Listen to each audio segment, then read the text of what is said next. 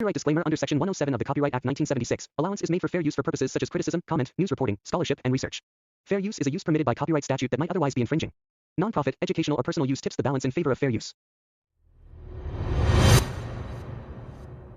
ఐబొమ్మ ఈ పేరు ఇప్పుడు సంచలనం సృష్టిస్తుంది. ఎప్పటి నుంచో సినిమా లవర్స్కి, ముఖ్యంగా తెలుగు లవర్స్కి ఈ యొక్క ఐబొమ్మ ఎంతో సుపరిచితం. ఇది లీగల్గా కాదు, కానీ పైరసీ ద్వారా నెట్లో ఎన్నో సినిమాల్ని లీక్ చేసిన ఈ యొక్క నెట్వర్క్కి చాలామంది ఫ్యాన్స్ కూడా ఉన్నారు. సినిమా ఇండస్ట్రీకి ఇది విపరీతమైన శత్రుత్వం తెచ్చిపెట్టింది. ఎందుకంటే కొన్నిసార్లు సినిమాలు రిలీజ్ అవ్వకుండానే, కొన్నిసార్లు సినిమా రిలీజ్ అయిన కొన్ని గంటల్లోనే ఈ యొక్క మూవీస్ ఆన్లైన్లో ప్రత్యక్షం అనేది వాళ్ళ బిజినెస్కి దారుణమైన దెబ్బ కొట్టింది.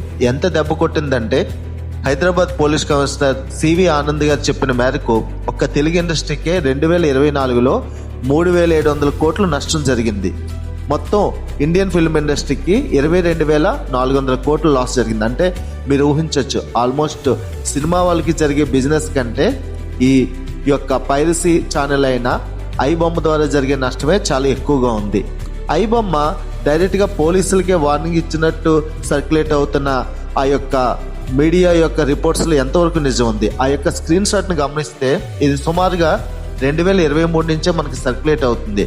ఆ యొక్క స్క్రీన్ షాట్లో ఉన్న విషయాలు బట్టి మనం గమనిస్తే అది పోలీసులకు కాకుండా తెలుగు ఇండస్ట్రీ, ముఖ్యంగా పెద్దలకు, వాళ్ళ పిల్లల్ని, వాళ్ళ మనవరాల్ని వీళ్ళందరినీ స్టార్ కాస్ట్ చేస్తా బడ్జెట్ని విపరీతంగా పెంచి విదేశాల్లో షూటింగ్ చేస్తూ లేనిపోయిన ఖర్చులు పెంచుతూ ఆ ఖర్చులు తిరిగి రాబెట్టుకోవడానికి మొదటి వారం లేదా మొదటి కొన్ని రోజులు బంపరు లేదా వేరే యొక్క బెనిఫిట్ షోల్లో విపరీతమైన ప్రైజ్ను పెంచడానికి వాళ్ళు ప్రయత్నం చేస్తున్నారు. దాన్ని వ్యతిరేకిస్తే రిలీజ్ చేసిన మెసేజ్ లాగా అర్థమవుతుంది. అసలు ఈ ఐబొమ్మ అసలు ఏంటి? ఐబొమ్మ అనేది ఒక మూవీస్ని కాపీ చేసి, వెబ్ సిరీస్ని కాపీ చేసి దాన్ని ఇంటర్నెట్లో ఉంచే ఒక ఛానల్. ఇది లీగల్ కాదు, ఇల్లీగల్. పూర్తిగా కాపీ రైట్స్కి లోబడి వీళ్ళు చేస్తుంది చాలా పెద్ద క్రైమ్. ఎందుకంటే ఇది డైరెక్ట్గా ఒక ఇండస్ట్రీని చావు దెబ్బ కొట్టే వ్యవహారం. మరి వీళ్ళకి ఇంత ధైర్యం ఎక్కడి నుంచి వచ్చింది? ఐబొమ్మ తాలూకా ఈ యొక్క మూవీస్ తాలూకా క్లిప్స్ ఎక్కడి నుంచి వస్తాయి? వాళ్ళకున్న ఏజెంట్స్ లేదా వాళ్ళు కుమ్మక్కైన కొన్ని థియేటర్స్ ఆ యొక్క రికార్డ్ని అలౌ చేస్తాయి. అందువల్ల చాలా థియేటర్స్లో వాళ్ళే ఉండి దాన్ని రికార్డ్ చేసి తర్వాత దాన్ని ఇవ్వడం జరుగుతుంది. లేదా ఓటీటీలో రిలీజ్ అయ్యే టైంకి ఆ యొక్క మెయిన్ కాపీని కాపీ చేసి ఇవ్వడం జరుగుతుంది. ఇప్పుడు వాళ్ళు ఇంకా అడ్వాన్స్ లెవెల్కి వెళ్ళి సినిమా స్టార్ట్ అయ్యి పూర్తిగా ప్రొడక్షన్ పూర్తి చేసుకొని రిలీజ్ అవ్వకముందే ఒక డిజిటల్ కాపీలాగా ఉంటుంది. ఇప్పుడంతా డిజిటల్ కాపీ, ఒకప్పుడులా రీల్స్ కాదు కదా, డిజిటల్ కాపీలో ఉంటుంది. ఈ డిజిటల్ కాపీలో ఉన్నదాన్ని వాళ్ళు ఎలాగోలాగా వాళ్ళు సంపాదిస్తున్నారు లేదా హ్యాక్ చేస్తున్నారు. మొత్తానికి అయితే ఆ కాపీని సంపాదించి డైరెక్ట్గా రిలీజ్ చేస్తున్నారు. లేదా ఆ రిలీజ్ చేస్తాను భయపెట్టి ఆ యొక్క ప్రొడ్యూసర్లు, సినిమా హీరోల దగ్గర నుంచి మనీని తీసుకొని అనే బ్లాక్మెయిల్ కూడా చేస్తున్నారు. బట్ వీళ్ళకి ఇంత ధైర్యం ఎందుకు వచ్చింది? ఎక్కడి నుంచి వచ్చింది? ఒక విధంగా వాళ్ళు తను నయా రాబిన్ హుడ్గా ప్రకటించుకున్నారు. ఎందుకంటే సినిమాలు చూడలేని ప్రేక్షకులకు ఇంత ఖరీదు అయిపోయి, లేదా సినిమా హాల్లో ఆ స్నాక్స్ వల్ల, విపరీతమైన దోపిడీ వల్ల, ఈ పెరిగిన రేట్ల వల్ల మధ్యతరగతి వాళ్ళు ఎవరు సినిమా చూడలేకపోతున్నారని, ఆ సినిమా చూడడం అనేది మాకు సంతోషాన్ని కలిగించి వాళ్ళందరికీ అందుబాటులో ఉంచుతున్నామని చెప్తున్నారు. అంటే రాబిన్ హుడ్ కూడా ధనవంతుల దగ్గర నుంచి అన్ని దోచుకొని పేదవాళ్ళకి ఇచ్చేవాడు. ఇది ఒక విధంగా పెద్దల చేతుల్లోంచి లేదా బలవంతుల చేతుల్లోంచి, డబ్బున్న ప్రొడ్యూసర్ల చేతుల్లోంచి మూవీని తీసుకొని వాళ్ళకి సింపుల్గా 1,000 రూపాయలు 2,000 ఖర్చు కాకుండా కేవలం ఆన్లైన్లో, నెట్లో బ్యాలెన్స్ ఉంటే చూసుకునే విధంగా మేము చేస్తామని చెప్పడం వాళ్ళ ఉద్దేశం. బట్ ఇది లీగల్గా కరెక్ట్ కాదు. ఎందుకంటే వాళ్ళు ఎంతో కష్టానికి ఓర్చుకొని ఆ మూవీస్ని తీస్తుంటారు. వాళ్ళు ఎవరినైనా పెట్టుకొని తీసేయచ్చు, కానీ అది వాళ్ళ సొంత మనీ. అది మనం గమనించాల్సి ఉంటుంది. వీళ్ళు ఎక్కడి నుంచి ఆపరేట్ చేస్తున్నారు? ఇండియన్ చట్టాలకు లోబడి పైరసీ చట్టాలు చాలా కఠినంగా ఉంటాయి. US, UK, Australia, Europe countries వాటిలో చాలా కట్టడిగా ఉంటాయి. ఇక్కడ వాళ్ళు ఎటువంటి పరిస్థితుల్లో అలాంటి ప్రదేశాల నుంచి అయితే చేరు. వీళ్ళు డిఫరెంట్ సర్వర్స్, హ్యాకర్స్, VPN ఇవన్నీ యూజ్ చేసి మోడర్న్ టెక్నాలజీ ద్వారా నైజీరియా, ఆఫ్రికాలోని కొన్ని కంట్రీస్ ద్వారా వాళ్ళు ఆపరేట్ చేస్తుంటారు. అంతేకాకుండా కొన్ని కంట్రీస్కి, భారతదేశానికి మధ్య నేరస్తులను అప్పగించుకునే ఒప్పందాలు ఉండవు. అంటే ఎవరైనా నేరస్తులు, మన దేశంలో చేసిన నేరస్తులు వేరే దేశానికి పారిపోయి ఉంటే ఆ దేశం నుంచి మన దేశానికి వాళ్ళు తిరిగి ఇవ్వడానికి కొన్ని దేశాలకి మనకి ఒప్పందం ఉంటుంది, కొన్ని దేశాలకి మనకి ఇటువంటి ఒప్పందం ఉండదు. అలాంటి ఒప్పందం లేని దేశాల నుంచి వీళ్ళు ఆపరేట్ చేస్తూ ఉంటారు. ఇది ఒక విధంగా వాళ్ళ ధైర్యానికి కారణం. మరి వీళ్ళు ఎప్పటికీ అరెస్ట్ చేయలేమా? ఎక్కడో ఉండి ఆపరేట్ చేస్తున్న, రిమోట్గా చేస్తున్న మెయిన్ ఆర్గనైజర్స్ని, మెయిన్ కింగ్ పిన్స్ని అరెస్ట్ చేయలేకపోవచ్చు. బట్ సినిమా థియేటర్స్లో రికార్డ్ చేస్తున్న వాళ్ళు గుర్తించి వాళ్ళని అరెస్ట్ చేయొచ్చు. ఇక్కడ నెట్వర్కింగ్ నడిపిస్తున్న వాళ్ళని కూడా అరెస్ట్ చేయొచ్చు. కొన్ని అడ్వాన్స్డ్ టెక్నాలజీస్ ద్వారా, ట్రాకింగ్ ద్వారా మనం దీన్ని హ్యాక్ చేసి, ఇంకా అడ్వాన్స్ టెక్నాలజీ ద్వారా వాళ్ళ అడ్వాన్స్ టెక్నాలజీని క్రాక్ చేసి వాళ్ళని కనిపెట్టడానికి ట్రై చేయొచ్చు. కానీ ప్రాబ్లం ఏంటంటే వాళ్ళు ఆపరేట్ చేస్తున్న ఆ యొక్క ప్రదేశం నుంచి వాళ్ళు అప్లోడ్ చేసిన సర్వర్స్ ఉన్న ప్రదేశంలో మన యొక్క చట్టాలకి విలువ కానీ లేకపోతే, లేదా ఆ దేశంతో మనకి నేరస్తుల్ని తిరిగి ఒప్పించే లేదా అప్పగించే ఒప్పందాలు లేకపోతే మనం అక్కడ వాళ్ళని అరెస్ట్ చేసినా కూడా ఉపయోగం ఉండదు. వాళ్ళు ఈజీగా తప్పించుకునే అవకాశం ఉంటుంది. ఐబాంకి రెవెన్యూ అనేది ఎలా వస్తుంది?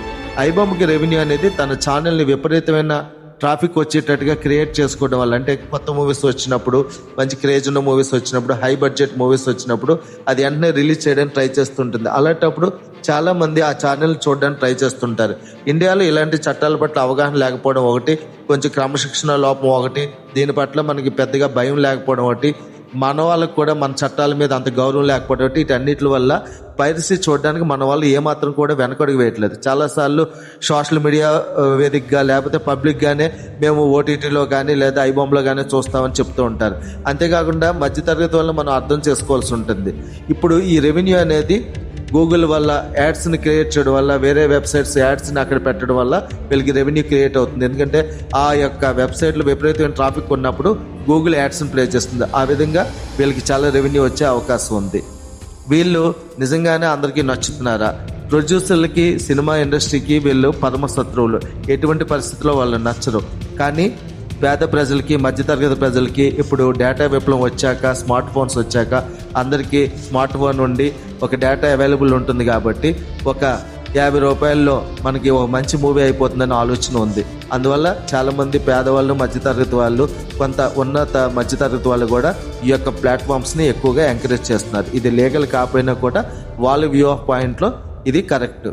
వీళ్ళు ఇచ్చే సందేశం ఏంటి?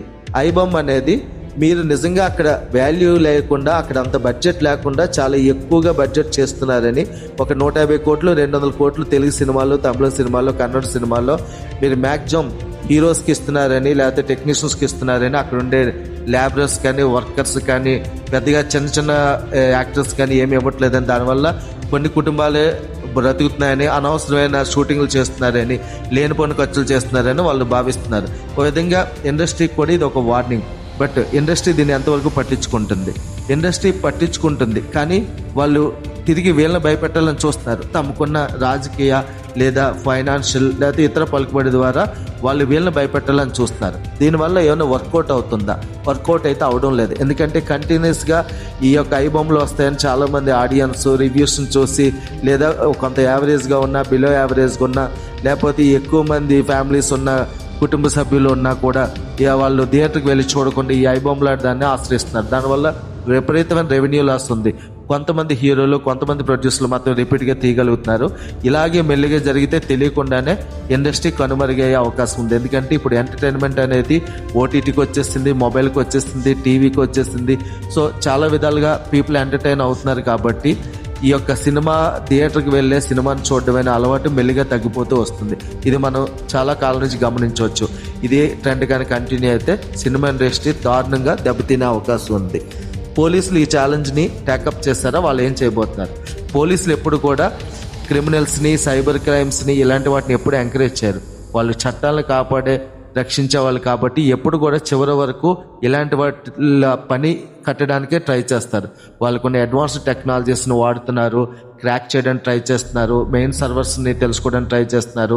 థియేటర్లో రికార్డ్ అవ్వకుండా ఆ యొక్క స్క్రీన్ మీద వేసే ప్రతి ఫిల్మ్కి ఒక కోడింగ్ ఇవ్వడం, ఎవరైనా రికార్డ్ చేస్తే సైబర్ టెక్నాలజీ ద్వారా రికార్డింగ్ ఏ ప్రదేశంలో ఎవరు చేశారు, ఏ టైంలో చేశారు, ఇలాంటివి తెలుసుకొని ఆ యొక్క పీపుల్ని ఐడెంటిఫై చేయడం, లేదా ఆ థియేటర్ యాజమాన్యాన్ని ఐడెంటిఫై చేయడం, ఆ డిస్ట్రిబ్యూటర్ని ఐడెంటిఫై చేయడం ద్వారా వాళ్ళు పట్టుకోగలుగుతున్నారు.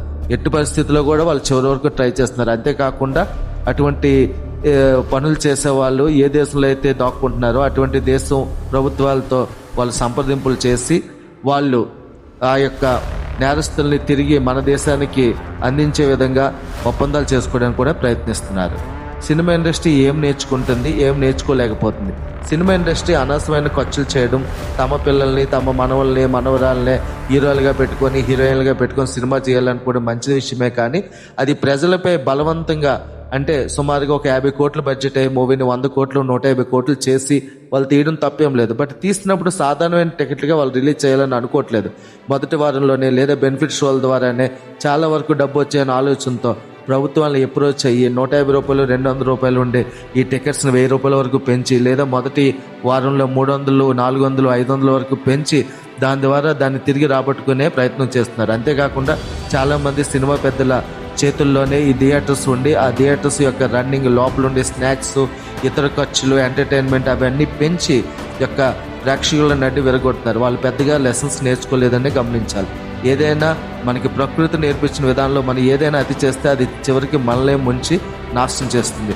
ఇది సినిమా ప్రేక్షకులైనా, సినిమా నిర్మాతలైనా, సినిమా హీరోయిలైనా చివరికి ఐ బొమ్మైనా తెలుసుకోవాలి. జై హింద్.